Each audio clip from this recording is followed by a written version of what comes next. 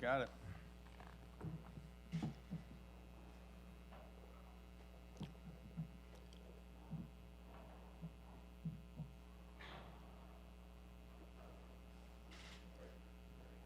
We ready? Thanks everybody for coming out today. We've got to tell you this is another very exciting day for Sun Devil Athletics, and I just want to personally share with you that I really just love these moments, and I love it for our student athletes, and I love it for our university, and I love it for our mission of Sun Devil Athletics, and I love these moments for our community, and certainly for our conference. And we're here today to formally announce the addition of women's triathlon and women's lacrosse as ASU's 24th and 25th varsity sports. And we will get the details from Scotty Graham and Rocky Harris here shortly. But first, I want to again thank our President Crow. Thank him for his commitment to service and inclusion and being innovative and diversity, serving our student athletes and our university in every possible way, including adding sports that have an Olympic commitment.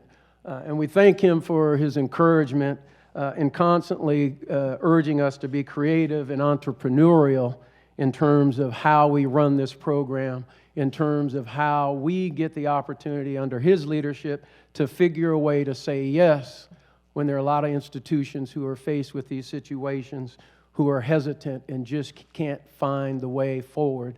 The ASU way is to find the way to do things.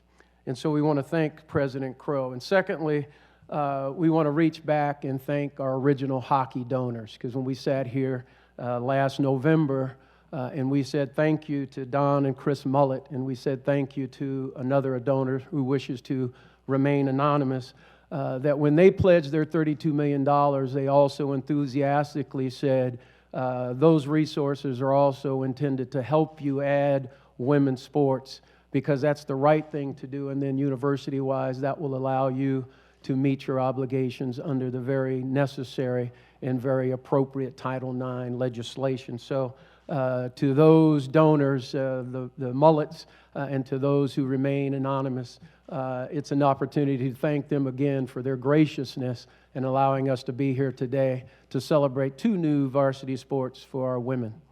And finally, Nicole Truxas. I hope Nicole is here, because we had the pleasure back in the hockey announcement to say that Justin Emerson was a student who kind of lit the fire under us to get us thinking seriously about hockey.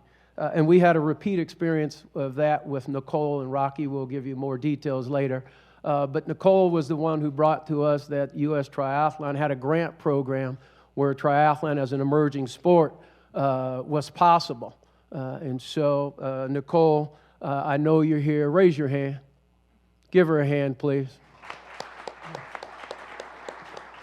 So that it's really, it's gratifying to have another sport that really got our attention through the love and passion of one of our own student athletes. So again, we thank you. So with that, let's talk about first lacrosse. And so let me turn to my colleague, Scotty Graham, to lead us through some discussion of our new women's lacrosse program. Scotty? Thank you, Ray. We're excited at Sun Devil Athletics to add women's lacrosse. I grew up playing lacrosse on Long Island. It's an outstanding sport. So you may ask a question, why lacrosse? We have a pre-existing facility. Soccer plays in the fall, lacrosse is playing in the spring, and we have a pool of outstanding student athletes, Barrett Connor type athletes that have traveled over Arizona to go to the East Coast that live on the West Coast. So it's a great opportunity to add value and have an opportunity for our West Coast young people, and women in particular, to advance their sport right here in Arizona. Secondly, the one thing we talk about at Sun Devil Athletics is we are student athletes here, and I'm really proud to say that I'm part of that. The GSR is 95% for women's lacrosse around the country, and it's also one of the largest and quickest growing sports in the country. Finally, I thank Ray Anderson for the opportunity as an athletic director to serve under Sun Devil Athletics, but also I work closely with Dina Garner-Smith, and Luke Powell is a name you hear a lot, but he does a lot of the heavy lifting behind the curtain. But Dina Garner-Smith and I, the SWA, will put out a national search, international search as well, and we're going to make sure we look at some viable candidates to bring it in to lead the robust advancement of lacrosse. And then lastly, I'd be remiss, but Ray and Dina are traveling to the Pac-12, and we will be, if things work out, and Ray has assured me things will work out, we will be a qualifying. So in other words, the Pac-12 will have a championship, we'll have an automatic qualifier for women's lacrosse. So I know Colorado's excited, Stanford's excited, and USA Lacrosse is excited as well. Thanks. Rocky, you want to talk about triathlon? I definitely do. So this is a great day for Arizona State University, as you've all heard here today. It's a great day for our women's athletes, and it's just a great day for the sport of triathlon, which I'm very passionate about myself. Triathlon's a young and emerging sport. First participation was in 1974, and the first Olympic Games were 2000 that hosted triathlon as a sport. So it's really young, so it's exciting to be a part of this sport as it's growing, just like our institution's growing. So why did we choose triathlon? That was Nicole, of course. You've heard about Nicole, and I'll talk a little about her later. But as you've seen with Ray in hockey, he makes bold moves. And he says, let's try it. Let's be the first Power 5 Division I athletics program to do this. Let's set the tone for everybody else. And that's what we're doing here today. There are 10 other schools who received the grant and 12 others, including Stanford and Arizona, who signed a petition to say that they would be a part of it as well. But we wanted to be the first, and we are now here today. So we have vision to win national championships and to train Olympians here and become the home ground for training Olympians. And like I said, to spread this Division I sport across the country. We already have the facilities in place with Mona Plummer, with Sun Angel Track, and with Tempe Town Lake just right around the corner. The sport is really fast-growing in America, across the globe, but really here in Arizona as well. Arizona hosts over 100 triathlons per year, including the Ironman that was just hosted at Tempe Town Lake this last weekend. More importantly, USA Triathlon memberships among females have grown over 448% since 1999. So among that core demographic, it's grown substantially. Also, we look at transforming triathlon here in America and using ASU, the city of Tempe in the Valley, is the epicenter of that. We're going to partner with USA Triathlon to strengthen the sport by developing coaches and creating a program alongside them to develop coaches, future coaches, and to train athletes of all ages, from the time they're kids to the time they come here to ASU, to Olympics, to the age group athletes that really want to continue staying in the game. We also are looking at, when I look at USA Triathlon and all that they've done for the sport, one of the things, a defining moment for them was in 2009 when they created a program where they identified college swimmers and runners, cross-country runners, and converted them and recruited them to try to become triathletes. And they created these training grounds around the country to recruit these athletes. That was 2009, and now we can say that one of the athletes, Gwen Jorgensen, is the #1 female in the world, not just in America, in the world. She was a swimmer out of Wisconsin, and that's a great story, but it doesn't end there. I think for us, we can't wait till they graduate from college to start training them. By bringing Division I athletics, triathlon to Division I athletics, it gives us that additional 4 years to train these future Olympians, and we're very excited about that. So how are we adding it? Well, as Ray said, the hockey donation, it's a quasi-endowment of $32 million, and that's just a start. That gets us started, that gets us off the ground, but we need more support. We have key staff members that have stepped in to roles and supported in the USA Triathlon grant as well. So we've had a lot of support so far. Nicole Truxas, that was mentioned before, she's a graduate student in the Mary Lou Fulton Teachers College. She came to us about 2 weeks before the deadline to submit the grant to USA Triathlon, a $140,000 grant that could get this off the ground. She didn't only come to us with an idea, she came to us with a plan and helped us implement the plan. And we got the grant, and that's really what got this conversation started. So we wouldn't be here today talking about triathlon if it wasn't for Nicole, so thank you, Nicole, that's really appreciated. Again, I said we have 10 grant recipients with 12 other schools that are signing up. We really need to push this, and it's on me and Ray and others to challenge our colleagues around the country to step up and add this as a sport. because it's not just about ASU, it's not just about the other 9 that have signed up. It's really about making this not just an emerging NCAA sport, but a fully funded one across the board. I want to thank Luke Powell again. He was the driving force behind both lacrosse and triathlon. He put all the details together for us. But I also want to thank the rest of the team. Julie Miller, who's helped us with fundraising and gotten a ton of community support. Dan Wakely, Brad Chandler, Dina Garner-Smith, Amy Schramm, Steve Webb, Louis Quintana, Bob Bowman helped, and our ASU CMO, Dan Dillon, was also involved with making this happen. We also want to thank our partners. We've already had a groundswell of support from partners in the community. Adidas has stepped up and helped us. Santini, Roca, Destination Kona, and the Velo Bike Shop have already shown us support, and we haven't even announced yet until today. I'm personally invested in this as somebody who's an avid triathlete, albeit not very good at it. I also have 2 daughters with 1 on the way, so I'm really passionate about providing young women with opportunities both academically and athletically, and this is just another step in that direction. We need community support, though, as I said before, in both triathlon and lacrosse, so this is just the beginning for us. We're going to be out there talking to these great communities and getting other members involved as well. Thank you, Rocky. I guess in final comments before we go to Q&A would be this, is that, Arizona State is a place where, we're going to make a difference. We're going to make an impact. We're going to provide opportunity.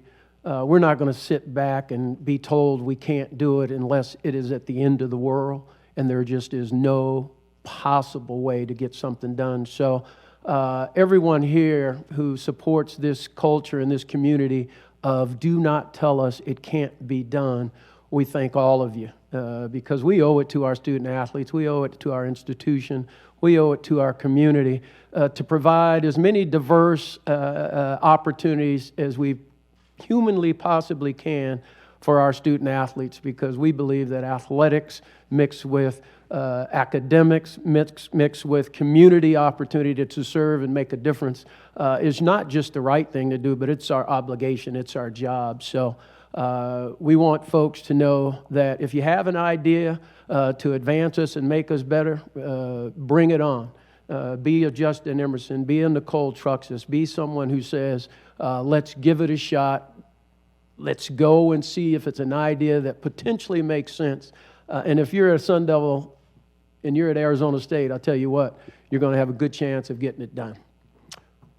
Questions?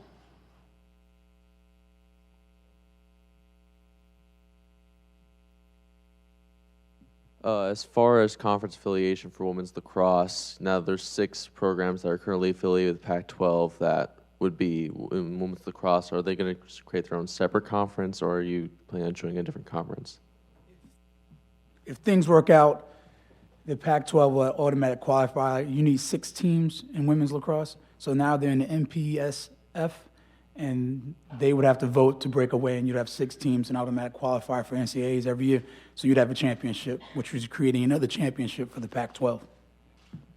In addition, one of the reasons why it made the most sense for us, and we were excited about adding lacrosse, is that it also served our conference well. So now we have a chance for a championship.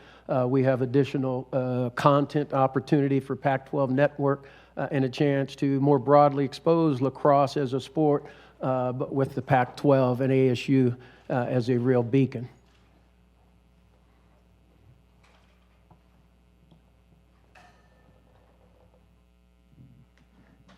Ray, can you just talk about generally kind of what you've done with your Olympic sports in total since you've been here? Going back to wrestling, swimming, the whole thing, just kind of your vision and how you see this playing out all the way up to the Olympic level.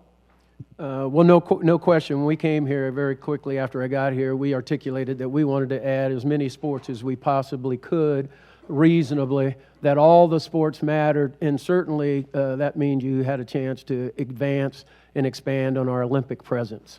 So we don't make any bones about it in terms of the Olympic sports. We think this community led by Arizona State should be the national spot where you think of Olympic training. You should have it here. So that means providing additional opportunities in swimming and diving, in lacrosse, in triathlon, in tennis, in hockey, name your sport of choice for the Olympics. And at some point, Jeff, we like to consider that as a possibility here at ASU. So, and I've said it also publicly, and we're the largest public institution in the country. We've got unbelievable international presence here in terms of our students, in terms of our global and international aspirations. And therefore, I think we should offer sports that also really motivate the international crowd. And so when I look up and see the Ohio States and the Stanfords and the UCLAs and others sponsoring 30-something sports, it doesn't sit well with me personally. So I think we have an obligation here as a service to our community and our institution to provide as many varsity sports competition opportunities, athletic, academic opportunities as we possibly can. And very frankly, I'm not going to be satisfied until we are able to do that on a consistent basis and do it successfully.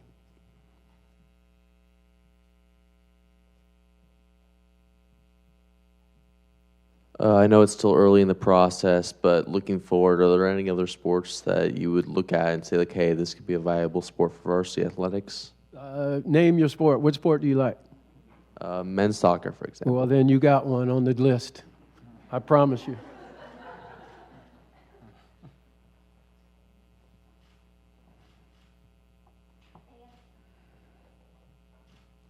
Can you talk about where this leaves you now in terms of Title IX ratio and you know, both in terms of athletes and on the scholarship side? I would tell you that Steve Webb and Amy Schramm are actually constantly monitoring us. Jeff, we are in a pretty good place, but very frankly, we want to continue to improve our standing. So I can't give you the specifics because we're actually, very frankly, going through essentially an evaluation of that now, but certainly our goal is to be absolutely in compliance with Title IX and every other legislation that governs intercollegiate athletics here at ASU. But we know that we are adding opportunities in numbers that make us proud, but not there yet. So I think we're going to improve our Title IX standing, if you will, and we'll continue to do that as we move forward.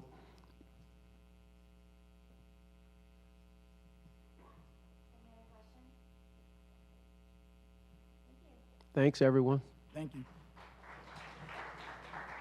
Good job, bro.